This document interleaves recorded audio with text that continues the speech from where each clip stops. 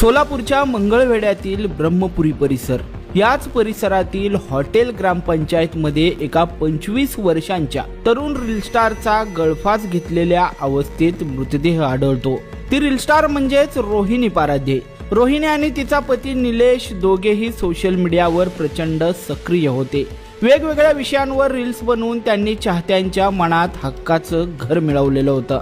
दोघांचा प्रेम विवाह झालेला होता। हॉटेलचा व्यवसायही उत्तम चाललेला होता। मग अचानक असं काय घडलं की रोहिणीला गळफास घेऊन आपलं आयुष्य संपवावं लागलं? हाच प्रश्न आता पोलिसांना सतावतोय।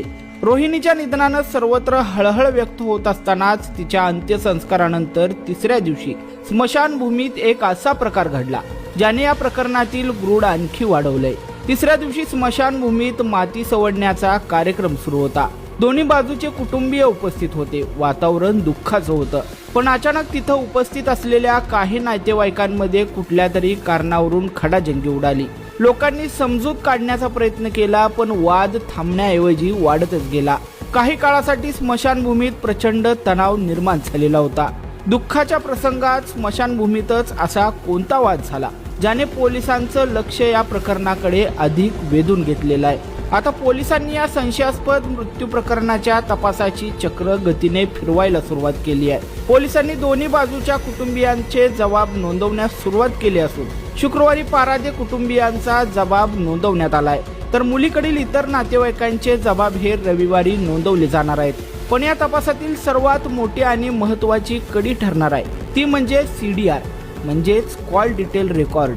पोलिसांनी रोहिणी आणि तिचा पती निलेश या दोघांच्याही मोबाईलचे कॉल डिटेल्स मागवलेले आहेत। घटना घडली त्या दिवशी रोहिणीने आत्महत्या करण्यापूर्वी कोणाशी संवाद साधला होता का?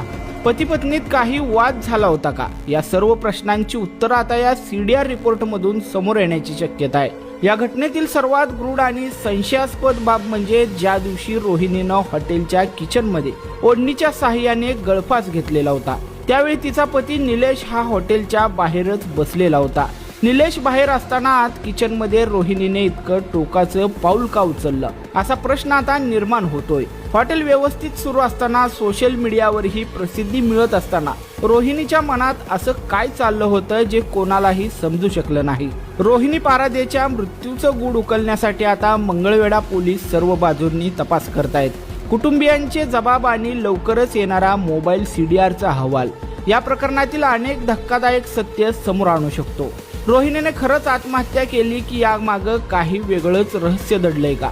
याकडे आता संपूर्ण महाराष्ट्राचं लक्ष लागून राहिलंय।